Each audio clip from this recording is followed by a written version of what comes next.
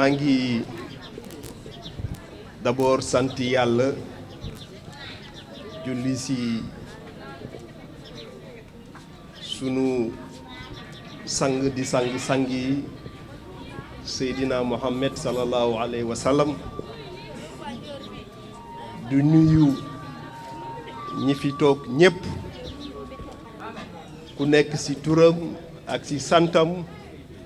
ak ci daraja bi nga xam ni moom lañ ko jox ci àdduna nuyu sama mag sama xarit monsieur le maire de la commune de Bargny di nuyu ñin fi lim sànq doyen Sambou le doyen Ndour Diaw Fall de Gëstu le coordonnateur de l'unité départementale des ASP Cissé nuyu les panélistes le docteur et le professeur di nuyu Ahmed di nuyu Bou di nuyu sama xarit Aram di nuyu Tawféex di nuyu Pape Mamar di nuyu ñëpp ñi nga xam ni ñoo ngi ci jataay bi te xëy na sama xel fàttu na mënuma jaar ci seen tur ni ko Ahmed waxee noonu la demee man maa préféré bi may ñëw soluma tenue comme ni ma daan ñëwee ci édition yi weesu dama daan ñëw pas en ma qualité de préfet du département de Rufisque mais en tant que membre fondateur de ce centre d'accueil et d'assistance des personnes handicapées wax naa ko waxati ko dinaa ko waxaat tey centre bi man fi laa bokk ñi fi nekk man dama leen a jàppee comme sama njaboot ma sant yàlla aussi bi ma yàlla mayee ma bokk ci ñi nga xam ni ci sama jaamu yàlla mën naa see boole lii ndaxte yombul jàpp naa ni ku yàlla bëgg laa préparer sa ëllëg moo lay may occasion nga mën a bokk ci lu mel nii parce que encore une fois il faut rendre à César ce qui appartient à César. L'initiative et le projet ne viennent pas du préfet. Je n'ai pas été ni l'auteur ni l'initiateur de ce projet. Il faut le rappeler et le situer dans son contexte. En 2019-2020, il y avait une crise sanitaire qui avait frappé le monde. C'était la pandémie de la Covid-19. Et à l'époque, les gouvernements, et le gouvernement du Sénégal en particulier,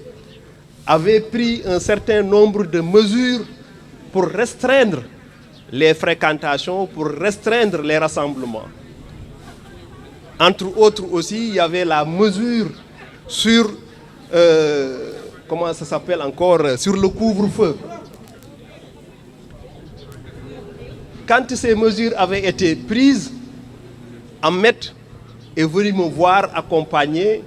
de quelques-uns de ses amis pour attirer mon attention sur un fait en me disant « Oui, préfet, il y a le couvre-feu. Vous interdisez maintenant les gens de sortir au-delà de 19h, au-delà de 20h. On a fermé les restaurants, on a fermé les marchés, oui. Mais vous avez oublié de prendre en compte une couche. Cette couche-là ne vivait que des restes que les hôtels, que les restaurants leur laissaient. C'était les malades mentaux. Si vous fermez les restaurants, si vous fermez les marchés, ces gens-là dormaient dans les marchés. Ces gens-là mangeaient les restes de ces restaurants-là. Mais où est-ce qu'ils vont aller dormir? Qu'est-ce qu'ils vont manger? Ah, mais vous avez raison, hein? Mais loo si xalaat mu ni ma man li ma xalaat mooy su ma mënee am bërëb boo xam ni man nañ ko aménager man ma ramasse ñi nekk ci mbedd yi ak ci marché yi ñu téye leen foofu ñu leen di jox lu nu lekk ñu leen di toppatoo ba koroog feebar bi di jeex ma ne ko je suis d'accord. J'ai échangé avec l'inspecteur d'académie ma ne ko j'ai besoin nga jox ma benn école bu nu tëj comme ça je vais loger provisoirement donc ces personnes-là là-bas ba pandémie bi jàll ma fàttaliku si je me trompe c'était l'école Matar Seck non hein Ibra Seck d'abord ou ah Matar c'était Matar Seck qui est juste derrière la préfecture ñu leen donc mën ngeen a utiliser l'école Matar Seck ma boole leen ak waa UCG ak waa service d'hygiène ñu nettoyer salle de classe yi ñu wut ay matelas jox leen ñu dëkkal leen foofu pendant un temps les mesures de restriction ont été allégées ñu ni xale yi mën nanoo commencé waat di jàngi ndax les écoles étaient fermées à l'époque mu ñëw ni ma mais préfet xale yi dañuy commencer di jàng kon il faut que ñu libérer école bi léegi ñun ba léegi ñun dañoo bëgg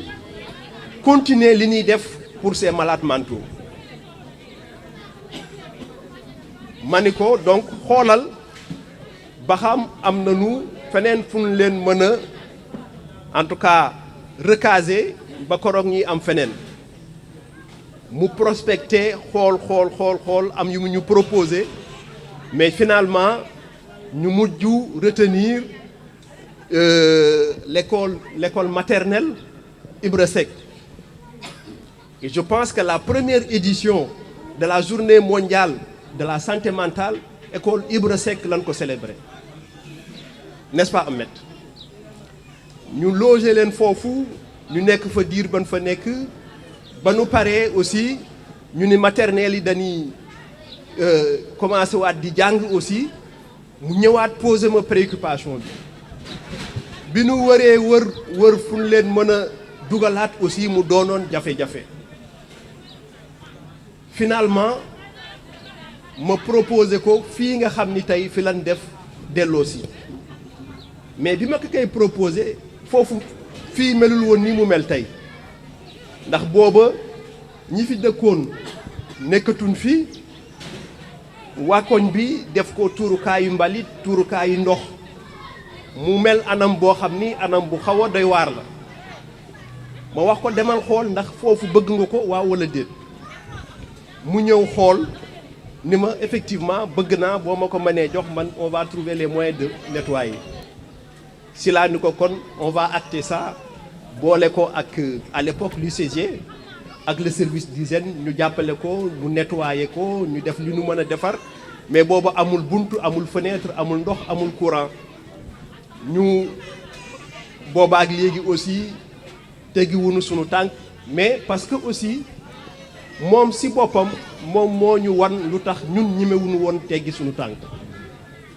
parce que bu muy ñëw di ma poser le problème des malades mentaux man si sama xel li mu jàppoon mooy que ni le projet n'allait vivre que le temps de la pandémie que le temps de la Covid mais suñ demee ba pandémie bi jeex Covid bi jàll ñu lever les mesures de restriction mais dañuy bàyyiwaat njaboot gi ku nekk dellu sa na nga daan dundee mais quand la pandémie en tout cas les mesures de restriction ont été levées ou allégées Ahmed m'a fait clairement comprendre que ni moom du bàyyi ni moom dafay continuer di taxawu ñii parce que moom gis na ni loolu mooy yoon bi ko yàlla jagleel mani nan dem mais bis bu ne mu wan la lu tax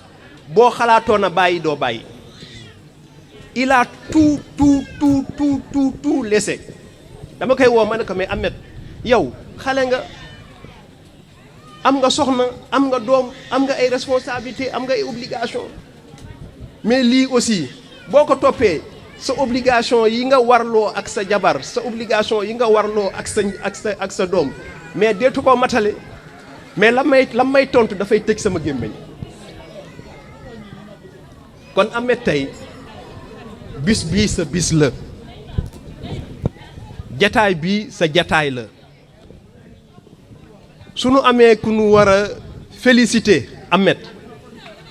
du kenn ku dul yow delloo si bu taxawee tey ba nit ñi man koo toog ñu fu ne si àdduna bi waxuma la Sénégal mais si àdduna bi parce que jarul ma siy dugg mais même ñu nekk bitim réew tey yaa ngi communiquer ak ñoom ñoo ngi fii ñëw di gën a bàyyi xel ñooñu nga xam ni ñoom la ñu tuddee ñi seen xel deltu ginnaaw te loolu du kenn ku dul yàlla ak yow wax naa la ko nag wax naa la ko sax encore ce matin ci sama bureau parents ñi nga xam ni ñoo fi nekk aussi te mu jël kàddu aussi wax na ko pour mën a changer les comportements pour changer les regards yi nga xam ni moom la nit ñi am ci ñi nga xam ni ñoom la seen xel manqué du liggéeyu benn fan du liggéeyu benn weer du liggéeyu benn at c'est quelque chose qui doit s'inscrire dans la durée dans le temps moo tax li directeur Fall wax man ma ànd ci bu baax a baax a baax a baax ci jeunesse bi la ñu war a investir ci jeunesse bi la ñu war a miser pour mën a espérer suba ñoom bu nu màggee regard bi société bi amoon ci ñii comportement bi nit ñi amoon ci ñii mu mën a changer moo tax professeur en tout cas ce engagement boobu ce stratégie boobu man dama koy appuyer parce que dama gëm ni loolu mooy tax bu ëllëgee comportement yi changer mu ngi changer nag parce que tey ku gis nit ñi ñi nu ñimee ñi nu fekk ci kër gi ku gis ñi nekk ci kër gi aussi ñu nu ñimee nit ñi ñu mën a dugganteeg ñoom mën a waxanteeg ñoom mën a naanandoog ñoom mën a lekkandoog ñoom xam ni changement am na lii y a de cela 5 ans ku yaakaaroon ni lu mel nii dina am ci biir Tëngéej doo ko